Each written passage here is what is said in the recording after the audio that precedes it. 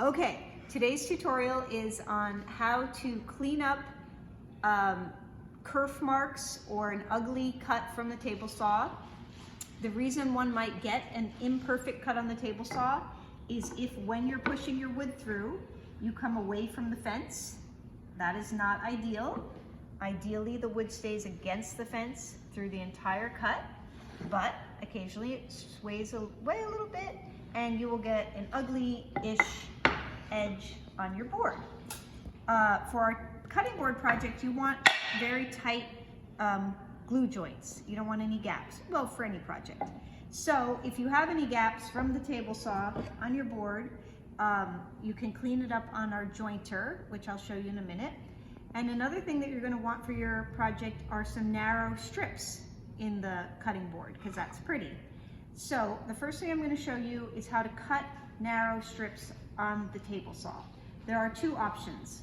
One is to put a straight edge against the fence, a flat surface down on the bed, and to cut from the opposite side of the board the amount that you would like. So perhaps you want a strip about 1/4 inch wide. You can have it as your offcut. The more clean edges, the better. So this one's a little bit sloppy looking. So to clean that up, I could do one pass. I'm going to swivel over here to the jointer, put my good face against the fence.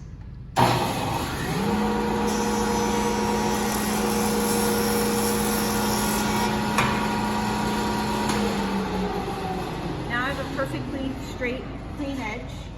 Come over to the table saw.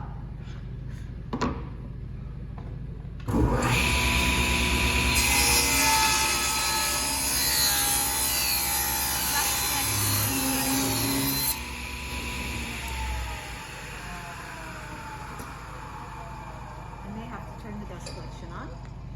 But now we have a nice strip of wood with the joiner edge, the table saw edge, and sandwiched between two pieces of wood, no gaps.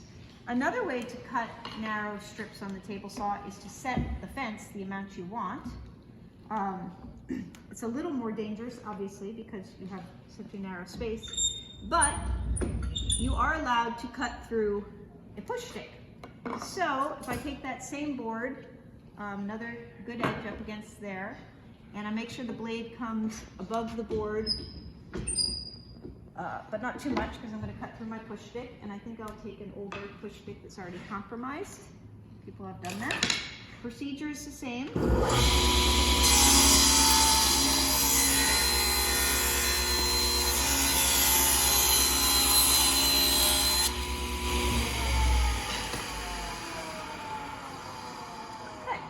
The benefit to doing it this way is that if you need multiple strips the same size, it will be set and the same size. Now, one other thing that's going to come up in making your cutting board, in addition to wanting a few pretty little strips to go in it, is you may end up wanting to have a cleaner edge on a board and it's too narrow to go through the jointer. There's nothing you can do about that, because we can't put this through the joiner. It would be dangerous. So doing a nice table saw cut is imperative if you want a clean glue up. But if you do want to do a fairly small piece of wood on the jointer, one possibility is to step over the cutter head. I don't really recommend doing this, but it is possible.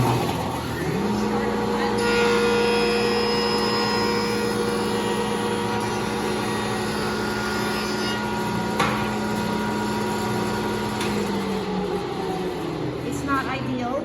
I'd have to do a couple more passes. I didn't actually get this one clean, but I want you to be aware that for safety, if you feel like your fingers are too close to the cutter head, step your front hand over, then your back hand over.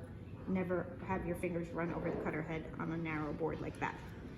I think that's it for that tutorial.